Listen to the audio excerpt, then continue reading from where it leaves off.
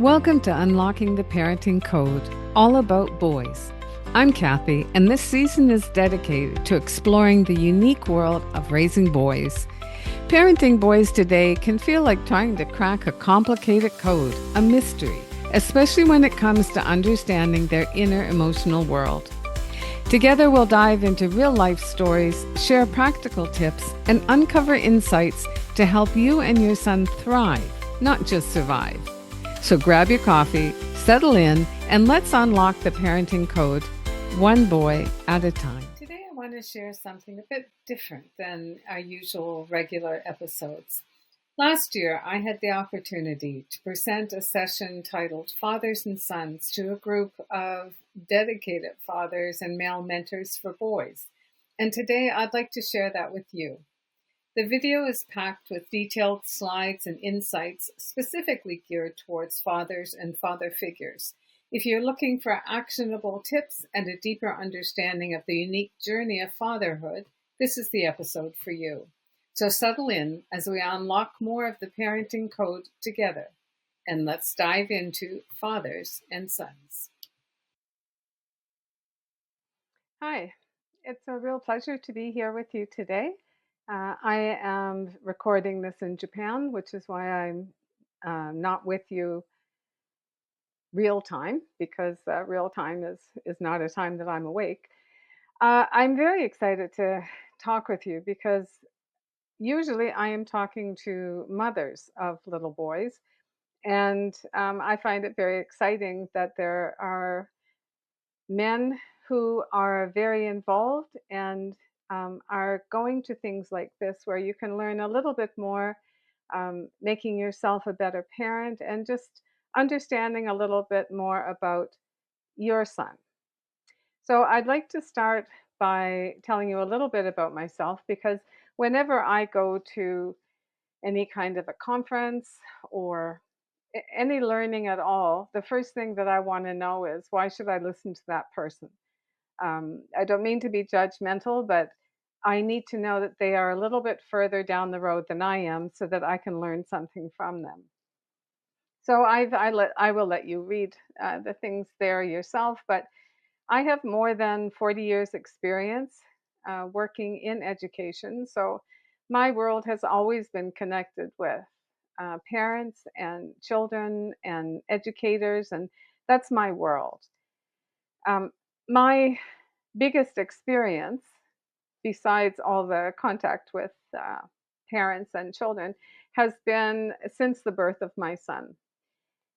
That was when something happened, which I'll explain a little bit later. But something happened that opened my eyes to the inner emotional world of our little boys.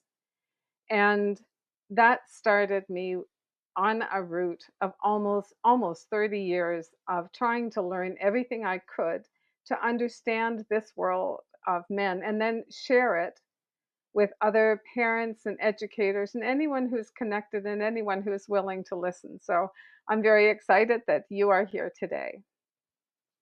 So the first thing to consider is, well, what does it really mean to be a man today in this society? And one of the things to look at is how things have changed. When I was growing up, the role that my father and my mother had were very clear and stereotypical roles of the man being the breadwinner, the woman being the taking care of the children and the house, and nobody really questioned much of anything. I'm not saying that that is the way that we would want to go, but what I'm saying is that the gender roles were very clear at that particular point in society. In the 60s and 70s, with the women's movement, as a group, we began to come into our own as far as getting some power in the workforce, in the educational world. We, there were procedures and policies, and people supported women finding their strength. And for the next 40, 50 years, there were significant changes that enabled that to happen. So Of course, there's still room for much more. And I'm very glad for those changes, and especially for women who are growing up in society today. But in the same light, during those times, there has not been an equal emphasis on supporting our male population. So while the female population has um, leveled up in many ways, the male population has either stagnated or has gone down in the quality of their life. So they talk today about men in crisis, and what they're talking about is changes in the educational world, in the economy world, and in mental health. So, one person that, if you want to have more facts and figures, is one person to look into is the work of Richard Reeves. And he talks about the pendulum of education completely reversing since the 60s and 70s, since um, there was the push to open educational doors more to women. And there has been a real change. And in today's society, women far out place and outrank um, their peers in university and secondary education. So there are many more females now than there are males who are getting advanced degrees. The economic gains that women have reached are substantial. There's still room for more, but they're substantial. But at the same time, a man today is not making much difference in wages than he did in the 70s. So there has not been the growth in both genders. It's almost the mentality that, well, if you're helping one, the other has to suffer, because if you put energy into bringing the other one up, then it takes away from the other. So we've done a really good job in supporting women in these areas, but we have not done a good job of the same for our male population. So then you look at suicide and mental health, and it's it's staggering how those statistics reflect what is happening and why this is a crisis. There was the latest thing that I heard was there was like 84 suicides a week in the UK. 84. So something is very wrong in our society. And if you are in the society and you're also raising a boy in the society, there are some things that you need to try to equip yourself with so that you can provide the best parenting possible for your child. Why are fathers so important? There's a lot of research that has been done on single parent families. Often it's single women. And what the finding is that the male role is critical. It doesn't mean it has to be a father living in the same household as the family, but the role of the father, the involvement of the father, needs to be consistent and needs to be at a certain level for it to have a very positive impact on the children, especially on the male children. So for these reasons that you can see on the slide. So what do we do first? What I want you to do right now is, if you have a piece of paper, take it out. If you don't, I just want you to answer these questions in your head. Don't take very long thinking about them. The first thing that comes to your mind. So, looking at this picture, what might be this child's name? What might the child's personality be like? What could the possible hobbies be? And as an adult, what do you think her career might end up being? And then I want you to do the same thing for this picture. Off the top of your head, a name, personality trait, possible hobby, and probable career. So, what would you say? Look at your answers and almost not almost, every time that I have done this, the answers are very gender biased. And the answers for the child that looks like the little boy reflect traditional gender biases about boys. And the same is true of what looks like a little girl in the other picture. So look at your answers and see if that's what they reflect as is normal. And then, what do you think if I tell you that these pictures are of the same child? I won't tell you if it's a little girl or a little boy, but it's the same child. Your thinking about the child was based solely on whether you perceive the child to be male or female. And once you perceive a child to be a certain gender, then you put certain behaviors or expectations on that child. That's what unconscious gender bias is. And the interesting thing is that there's lots of studies on this. And the consistent thing is that most people say, I'm not biased. I understand gender bias. I understand, the negative components of stereotyping, and I don't do that. And every single time after this kind of an experiment, they said, wow, I'm really surprised at myself. And that's how unconscious it is. We don't even know that that's what we're doing, but it impacts our parenting.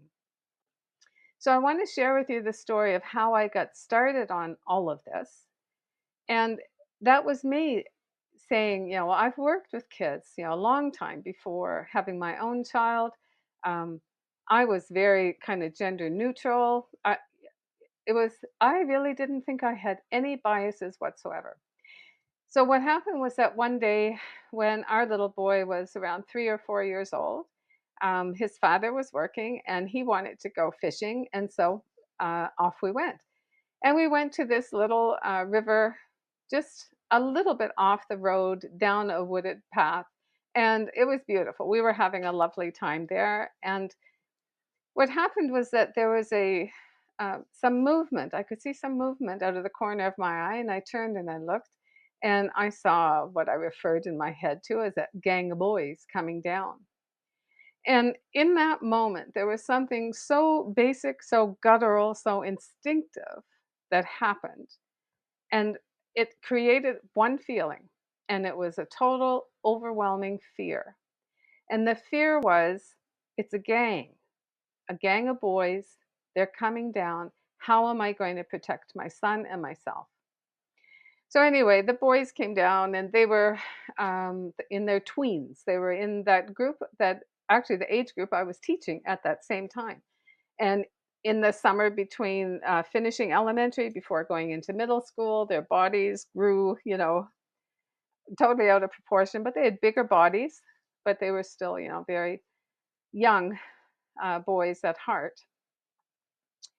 And they came down and they spent the afternoon with us. We had a wonderful time. My little guy loved being with the older boys.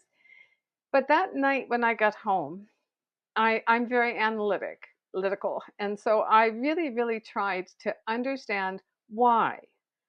Why did I react that way? Because there was something that was bothering me and I couldn't get at it. And I wanted to find some logic. There was should not have been a trigger for me. I had no negative experiences that would have triggered something. I could not come up with any reason. And just when I was about to let it go, I had this image. And the image was, so my little guy is 3 or 4 years old right now. In 10 years, or 15 years, or 20 years, is another woman going to be filled with fear about my son simply because he's male? And that just broke my heart. And I thought, something's wrong. Something is wrong with this picture, that this is the way we are, that we are in a society where this is the norm. And so that's what started. So for the next almost 30 years at this point, I have been looking into what what does it mean to be in the inner emotional world of a boy? What is the world of a boy? How does he feel in society? What are the messages that he's getting? And it opened a whole new world to me. And that's what I want to share with you. So, the first person that really got me set on this was Dr. William Pollock, and he wrote a book called Real Boys. And he was the first person that started, that I heard of, talking about the boy code. Today, sometimes it's also called the man box. That is the rules that society places on males on what is acceptable behavior and what it is that a boy should be. What happens is that these are myths. This is not reality as far as what is in that inner emotional world of boys, but it is what is expected of them. And if we are not aware, then we will parent according to this. The awareness that this happens and that sometimes our unconscious bias perpetuates this. That's where the secret of it is. You have to become aware. If you think boys will be boys, boys should be boys, then you will start to accept behavior and not you'll make allowances for behavior simply because you think, oh well, they're just a boy. They're going to be wild and crazy. They're going to be a little bit aggressive. And you make almost excuses for them. And one of the ways you can catch yourself is that when you find yourself in an interaction where where this is possible, that you might be following this boy code and reinforcing it, ask yourself, if this same situation happened and I was reacting to it and it was my daughter, would I react the same way that I'm reacting to that behavior in my son? And sometimes that's all it takes for you to kind of step back and look at it a little bit differently. So, the reason why this is so important is that every time your son feels unaccepted to share what is inside his emotional world, what is his authentic self, every time that he feels he can't do that, he will put on a mask so that he will be accepted. For example, say you're teaching your son how to ride a bicycle and he falls down and he hurts himself, like he really hurts himself, and he starts to cry. And you say something, oh, come on, it's not so bad. Pick yourself up, keep trying, you'll be able to get it in a minute. But you don't pay much mind to that he's hurt. And so your little boy looks at you and is kind of like, he's hurt and he's crying. And the person that he loves the most is giving him the message that that crying is not okay. So if he wants to stay deeply connected to you, he is going to have to hide those feelings so that he can be accepted. So there goes the first mask. Something else might happen when he's in school or when he's with other playmates. Something will happen where his real feeling causes either some embarrassment or shame. It's not accepted. And what little boys want, what we all want more than anything, is to be connected to people. So every time he feels that, he will put on a mask and he will show what he thinks is acceptable so that he can stay connected. What happens over time is that when so many masks have to be put on, that child starts to lose the ability to tap into that real little boy inside. And sometimes that's when you get the behavior that is labeled toxic, because they cannot get back to that real compassionate, caring, empathetic child because those behaviors are not recognized and acceptable. So he will um, perform in such a way that the behaviors are more acceptable in society. And usually those behaviors for boys are connected with aggression. So that's a very, very important. You need to be aware of that societal rule and then counteract it as the parent. There's lots of things with parenting, so it can become a little bit overwhelming. And probably if you can kind of look and think, okay, what I did anyway was what's really important. And for me, I would say to parents, the most important thing is your connection with your child.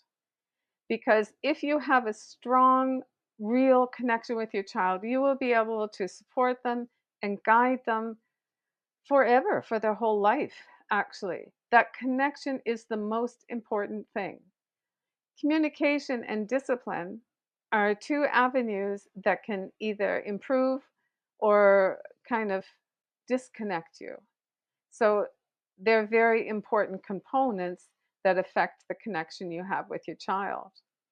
Something to remember is about behavior. If you can always remember that behavior is usually a cry for help, it's there's something wrong in your child's world. It could be something physical or it could be something emotional, but the behavior is not on its own. That is just a signal to you. There is some emotion, something happening behind it, and that's what you need to get to if you are really going to help and support your child. So, for example, say you've picked up your son from daycare, you're on your way home, you're having a nice time, you've suddenly remembered that you forgot to pick up milk and eggs, and you stop in the grocery store, you get the groceries, you're in the line to go out, you know, everything is fine. Then your child sees the candy bars at eye level as you're going through and starts to have a tantrum because he wants one. And you're saying that no, it's too close to dinner. You're going to be home in 5 minutes. No, you can't have a chocolate bar. So he has a full fledged tantrum.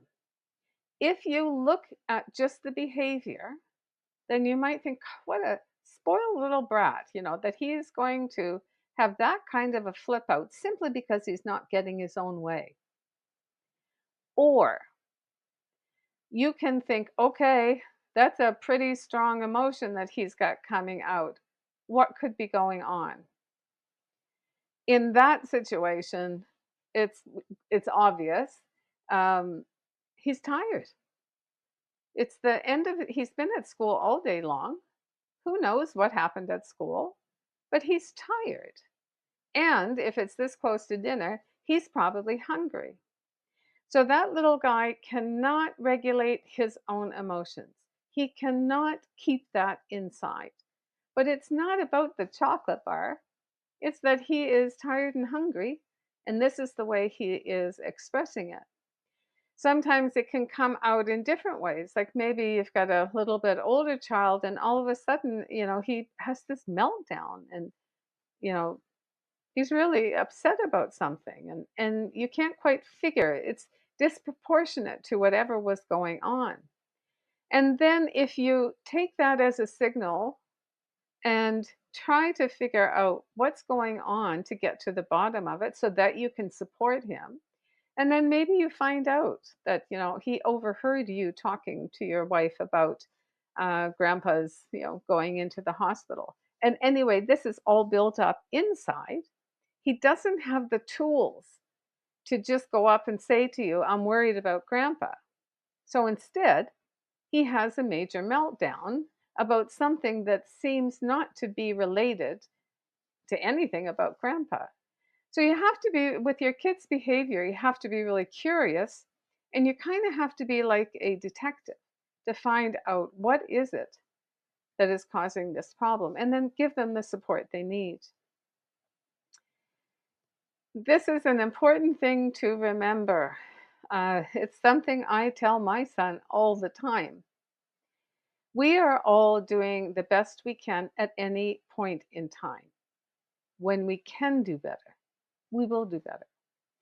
So if that child in the grocery store that is having a tantrum about the chocolate bar, if we can remember with what he's got at this moment in his tank, this is the best. When he can do better, when he's had some sleep, when he's had some food, he will do better. But right now, this is the best he can do.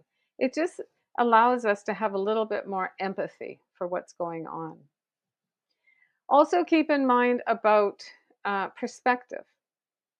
Sometimes we can get stuck on being right. We know, we know that what we are saying is right. We have the wisdom and experience, but sometimes our strong-willed child um, might have a totally different perspective to us and be just as strong and adamant about their position. In those situations, always think, is whatever I'm going to do and say, is it going to make us closer or is it going to make our relationship further apart? And always choose the relationship over being right. So, some quick tips for communication: always be firm, fair, and consistent. When you are able to do these three things, it provides a sense of security in their environment. They understand what the rules are, they understand what the consequences are, and that it is going to happen every time. Those three things are really, really important for communication and for discipline. Another thing is active listening. Listening is one of the skills that society just doesn't seem to be very strong in anymore. So, when your child is having a conversation with you or wants to talk to you about something, really listen. And if you can't listen right at the moment, say that. Say, I have to finish this thing. I'll be done in 15 minutes. I'll come back to you. And then go back to him. And then really listen. And because when you really listen, he will keep talking. But if you are not focused, not actively listening, checking your phone, writing something, cooking the meals, and talking at the same time, he's going to know. It's not, if another adult did that to you, do you think that they're valuing your conversation? Probably not. And probably eventually you would shut down and just not bother. One of the things that I mentioned to parents about communication, and it's more so for women because as women we tend to talk a little bit too much. Keep it short, simple, and sweet. You don't need a lot of words. Just make it really clear. And then the last tidbit is about activity. Boys' brains work better when they're moving. So when you are, playing ball, when you're cycling together, anything that's moving your body, doing it together, those are going to provide the opportunity for some really rich conversation at some point. That activity together is a really critical part of developing your connection and your relationship to be even stronger. So, one of the last things I want to talk about is discipline because um, it seems to be something that can cause a lot of problems in families. Traditionally, the father was the disciplinarian, and statistically, uh, fathers punish more severely and punish their boys more severely. So I think it's important first to change the thinking about discipline. It's kind of like, how did we ever get the idea that in order to for our children to turn out to be good human beings, we have to punish them? Like that it doesn't make any sense whatsoever. But that's what is mostly accepted in society. So if you look at discipline as an opportunity to guide and mentor your child when they have made a mistake, when they have made the wrong choice, and if you follow some kind of a process to help them learn from what they have done and be accountable for it, and then move forward in a better way. That's what discipline should probably look like. Punishment, there's nothing good about punishment. Nothing. And it breaks that connection, that depth of connection. So, but it does. I don't mean that you don't hold your child responsible and that you don't have high expectations for behavior. But punishment is not a way that you or they are going to get what they want. So instead of punishment, say your child does something and he makes the wrong choice. Some behavior is not acceptable behavior. Well, the best thing that you can do is first try to give him a way to make it better. So, for example, if you have told him, 100 times, you know, you can't pour milk into your glass directly from that big container, and he goes and does it again, and the glass falls on the floor and breaks, and milk is all over the place. Well, he made a wrong choice, for one thing. He made a mistake. And if you, instead of punishing him for that mistake, if you can say, without being overly angry, it's kind of like, well, you made a poor choice there. So you have a problem right now because now there's milk all over the floor. Um, how do you want to handle it? And just by kind of empowering him to take responsibility and hold him accountable, then he's going to say, well, maybe I should clean it up and say, yep, mops over there, whatever you need to do. But some way that he made a wrong choice. So he needs to take some accountability to make it better. It's a problem, and he needs to try to fix the problem. This is a really powerful way to work through this whole process. I actually made a mini course just on this. So, briefly, I will try to explain. Say something happens, some big explosive experience, your child, some kind of a major behavioral problem that you have to address. Like it's not little, it's not minor. In the heat of the moment, just after it happened, that is not the time to try to have a discussion about it. Boys, especially, need what they call time silence, and that's the time between the explosive experience and the time where they are able to talk about it. They need that processing time. So that's the first thing. You need to give your child that time, because if you don't, what happens is you start this conversation before the child is ready or receptive. And so one of two things happen. Either your child is going to continue to show really strong anger, but direct it towards you, or he's going to shut down completely. Whichever way, you have lost connection and you have lost the ability to help him work through this problem. So you give him that initial time. And then after that, you simply check in and validate the feelings. So it's just something as simple as, when he's, had that time, confirming that you see that he's really upset, that something has happened that has really angered him, or he's really upset about something, and you recognize it, and you empathize. You're sorry that he's feeling like that a poor choice was made because he was too angry, and you really are sorry. And then it's kind of, do you want to talk about it now, or do you want to have a shower first, or and leave that open. You are just checking in and validating. You are not having the conversation about what happened, and you are not judging what happened.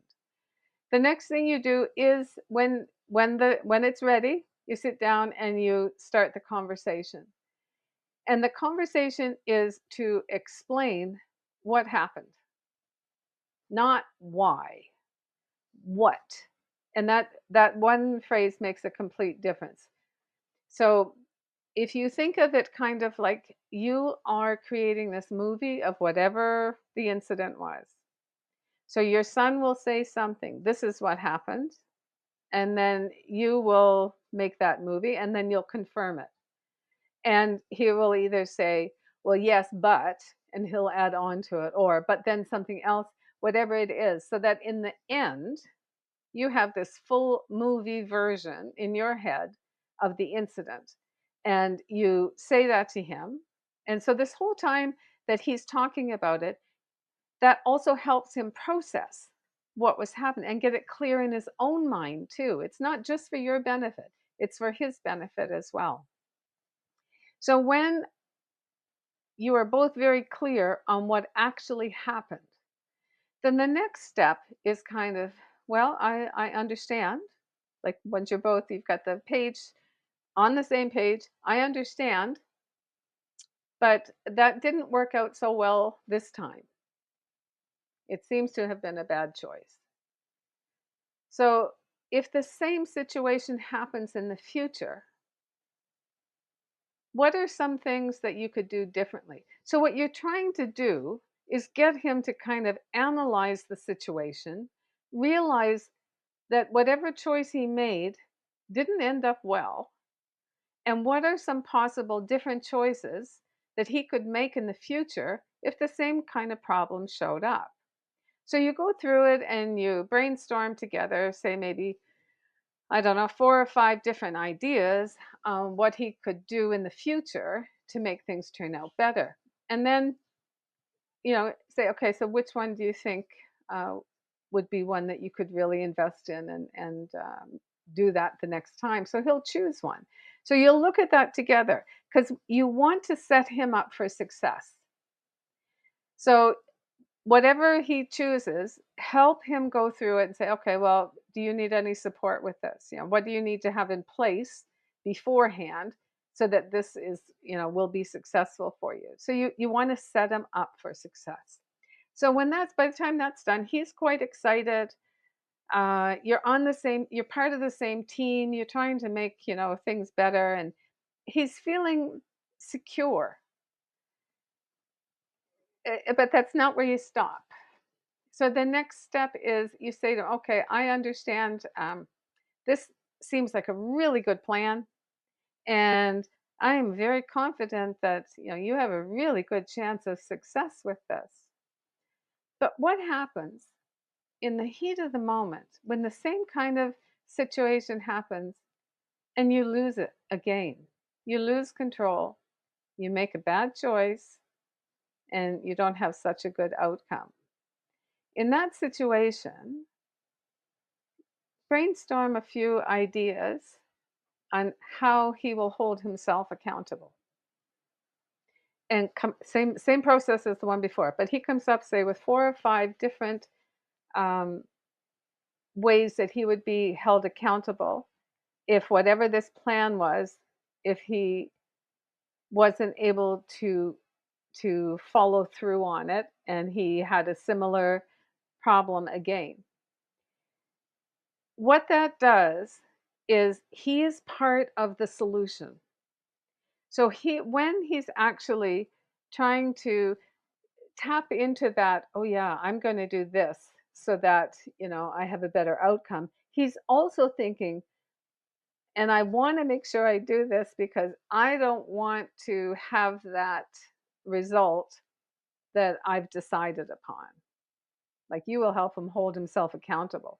But it's his choice. Like he might say, okay, depending on what the situation is, okay, so maybe I won't play the game for a week, or maybe I will be grounded for, whatever it is, but something that's meaningful to him. But it's not you. You are not punishing him. He is holding himself accountable, and he is deciding that that will be the consequence. So you've got the whole thing kind of figured out together, and it works beautifully, I will tell you. So we're getting close to wrapping up here. Um, these are the things to remember from everything we talked about. Find out more about unconscious gender bias. I leave some things on the next slide on how to connect with me. But when you go into Instagram, go to the website, go into Instagram. On the link tree on Instagram, I have 4 or 5, I think, freebies. And one of them is connected with unconscious gender bias. Go and take a free thing and, you know, see if that opens up any doors, sparks any kind of, you know, some interest that gets you down this road. Like it's been almost 30 years and I keep learning more and more and more. There's a lot to learn, but what it lets me do is be much more empathetic to the males in my world and not just the little boys, but all the males in my world, and gives me an opportunity to share that so that, we're just a little, we start to do a little bit better as humanity. So keep that in mind. Keep in mind that connection is the most important thing connected with parenting. That should be your focus all the time. Think, is this making our connection stronger or weaker? And always put your connection first. Work on communication skills. There are some things that we say that, again, either connect us or create a wall between us. And you have to be able to find the way to communicate with your son that is really going to be, impactful to him. It's going to make a difference. And then discipline. Look at that very carefully because that can really break a relationship, or it can give you the most beautiful opportunity to help your child grow into the remarkable man that he can be. So this is where you can, if you want to learn more, I have a website, I have online courses, I have a membership, I have coaching, and I have a book. The book is for children from birth to 8, and that will give you some of the core guidelines that will help you maneuver that period of time, which is a critical period of time, especially when he starts going outside of your world into the educational world. So it has been a pleasure being with you. I hope you've learned something here. Um, it thrills me to know that there are men sitting here who really want to do better as fathers raising boys. And if there is anything I can do to support you, um, you just need to contact me. It's a pleasure and a privilege um, to be able to support parents, and for me personally, especially to support men. So, thank you for listening, and I hope you got some value from it. If you're a parent raising a boy in today's complex world, be sure to explore sonhoodcoaching.com. You'll discover expert guidance and support designed to help you unlock your full parenting potential. As Amelia Gambetti says, this job is too difficult and too beautiful to do alone. Together we can explore this adventure and discover the magic of raising boys.